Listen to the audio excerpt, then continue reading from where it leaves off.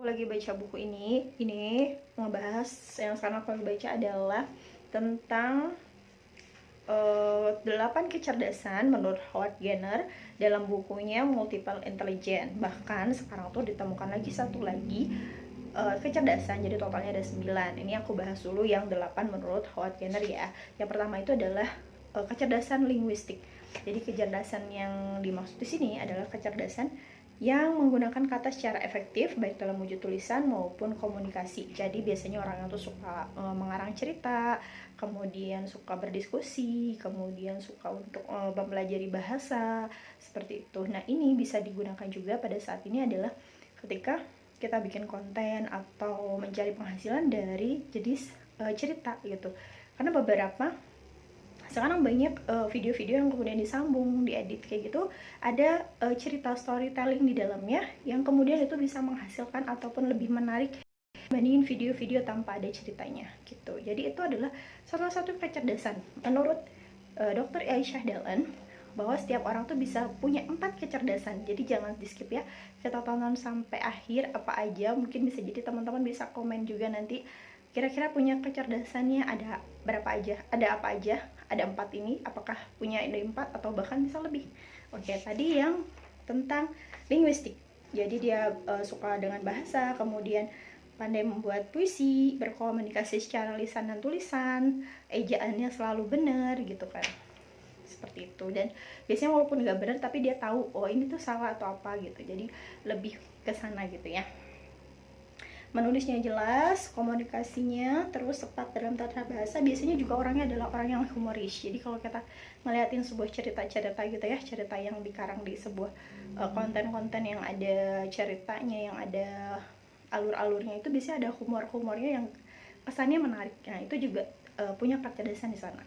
Yang kedua itu kecerdasan matematis. Nah, kecerdasan matematis atau logis ya, matematis logis. Jadi dia pakai logika, kemudian dia sukanya itu adalah menghitung, menganalisa hitungan, terus memperkirakan, bereksperimen, bukan adanya pola, berorganisasi, mengorganisasikan, terus memprediksi, membuat langkah-langkah, menyukai permainan yang menggunakan strategi, kemudian simbol abstrak, pikiran abstrak, menemukan fungsi-fungsi dan hubungan, dan menggunakan algoritma. Jadi kalau matematika ini lebih kayak matematis yang secara pekerjaan sekarang ya, gitu kan, orang-orang yang suka di administrasi, kemudian ada di accounting. Aku dulu juga pernah kerja di accounting, berhubungan sama angka-angka, kita berpikir logis dan lain sebagainya gitu.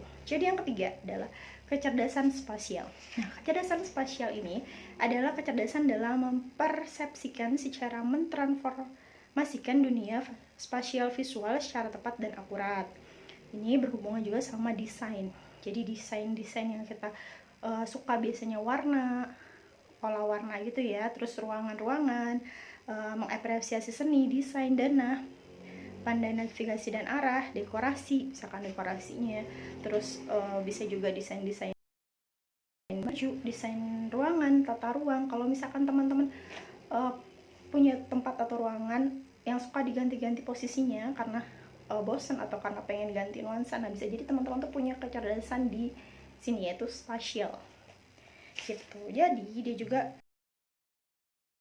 prestasi grafik, dapat membayangkan benda-benda secara detail, arsitektur, melukis atau membuat sketsa, dan berpikir secara image atau bentuk. Jadi kalau teman-teman punya suka gambar nih, atau dari sini kita bisa lihat kalau misalkan anak yang punya anak gitu ya, udah anak-anaknya suka melukis, oh berarti dia punya kecerdasan di spasial. Sehingga ketika kita tahu lebih awal gitu ya, mereka punya kecerdasan di sana, bisa mengarahkan atau mengasah kemampuannya supaya lebih baik gitu.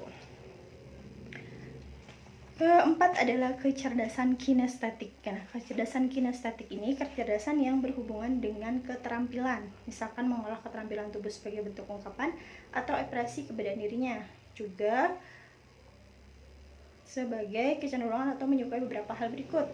Mudah belajar dengan melakukan, jadi dia belajar tuh sambil melakukan, terus menggunakan bahasa tubuh, mengekspresikan sesuatu disertai mimik atau gaya, atletis, bisa menari dan menata tari, kuat dan terampil dalam motorik halus, koordinasi tangan dan mata, gerak-gerak, membuat kreativitas di tangannya. Jadi kalau sekarang itu banyak aku lihat ya di beberapa akun ataupun aplikasi lain itu juga orang-orang yang membuat dari barang-barang bekas kemudian jadi lebih menarik, jadi lebih unik dan lebih bernilai gitu dari yang sebelumnya. Bahkan sebelumnya yang kayaknya tuh harus pikir kita cuma dibuang aja, ternyata sama di tangan-tangan orang-orang yang mempunyai kecerdasan kinestetik ini jadi benda yang sangat indah, yang cantik, yang kemudian sangat berguna gitu. Nah itu adalah mereka punya kecerdasan kinestetik. Bisa juga teman-teman tuh punya tetapi tidak terasa karena tidak sadar bahwa itu adalah sebuah kecerdasan gitu. Suka ngeliat barang-barang, suka untuk dibentuk-bentuk atau dibikin sesuatu, dimanfaatkan intinya mah gitu ya. Yang kelima adalah kecerdasan musikal. Kecerdasan musikal di sini adalah orang-orang yang mempreskripsikan dan menciptakan sebuah musik. Kepekaan terhadap musik biasanya sangat kuat dalam diri orang yang memiliki kecerdasan musikal. Ciri-cirinya atau dia sukanya adalah mengenali bunyi instrumen, menyusun atau mengarang melodi dan lirik, bernyanyi kecil, menyanyi bersiul, terus mengenal ritme, bisa memainkan instruksi musik, mengetukkan tangan dan kaki, belajar dan mengingat dengan irama dengan lirik kayak sekarang gitu ya. Ada Indonesian Idol misalkan, mereka juga kan menyanyi, itu mereka punya seni di musik, jadi mereka paham ritme-ritmenya, sangat ngerti gitu. Jadi kalau misalkan kapan dia harus mulai, kapan harus berhenti gitu, berhenti untuk nyanyinya, nah itu kan juga bagian dari kecerdasan musikal gitu. Kalau aku sendiri kecerdasan aku sepertinya tidak ada di sini jadi di lainnya gitu, bisa jadi di kinestetik tadi yang mana nanti teman-teman bisa coba dipikirin yang mana aja nih. Nah ketika itu diasah lagi supaya berfungsi seperti halnya pisau, ketika memang tidak diasah sehingga nanti akan tumpul. Ketika tumpul tidak bisa digunakan, yang seharusnya bisa untuk memotong sayuran, misalkan memotong daging, jadi tidak bisa karena tidak diasah. Nah ketika kita tahu bahwa kita punya kecerdasan ini, kita tinggal asah atau lebih mendalami lagi tentang kecerdasan ini sehingga bisa menghasilkan potensi pundi-pundi uang atau rezeki dan lainnya gitu. Oke, yang keenam lanjut adalah kecerdasan interpersonal. Interpersonal ini adalah kecerdasan di mana berkaitan dengan daya cerna seseorang terhadap lawan bicara atau orang di sekitarnya, baik dalam bentuk ucapan maupun tindakan. Jadi di sini tuh ciri-cirinya berempati, bersimpati, mengasuh dan mendidik, menjadi mediator konflik, pintar berkomunikasi, memimpin kelompok, pintar berinteraksi, toleran, solid, membangun kerjasama dalam tim, peka terhadap motif dan minat orang lain. Ini biasanya juga lagi sekarang banyak dibutuhin juga ya, seperti guru gitu. Guru itu bukan cuma guru sekolah gitu, misalkan TK, SD, SMP, SMA atau di bangku kuliah juga banyak yaitu guru-guru mereka membimbing atau membina sebuah yang namanya untuk menjadi reseller atau untuk menjadi seorang pembisnis dan lain sebagainya gitu. Jadi sudah ada guru-guru lain, bukan cuma tentang guru dari segi media pendidikan sekolah, tapi di luar itu pun sudah ada gitu, sudah banyak. Bahkan aku juga ikut juga di e-book, misalkan e-book kayak gitu-gitu, itu juga bagian dari sana. Ternyata mereka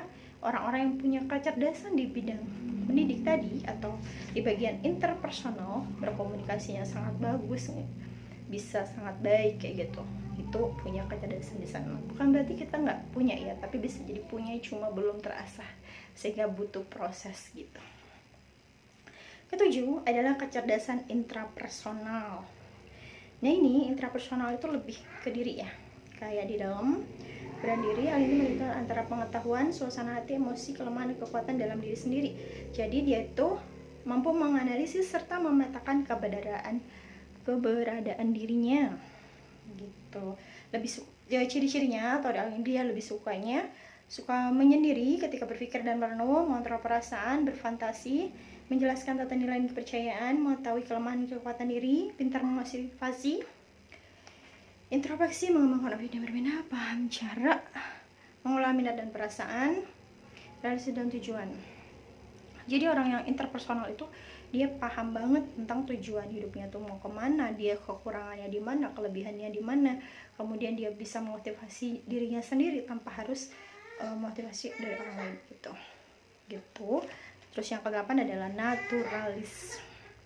Nanti dikarenakan kemampuan mengenai spesies flora dan fauna. Oke, lanjut nanti di video selanjutnya.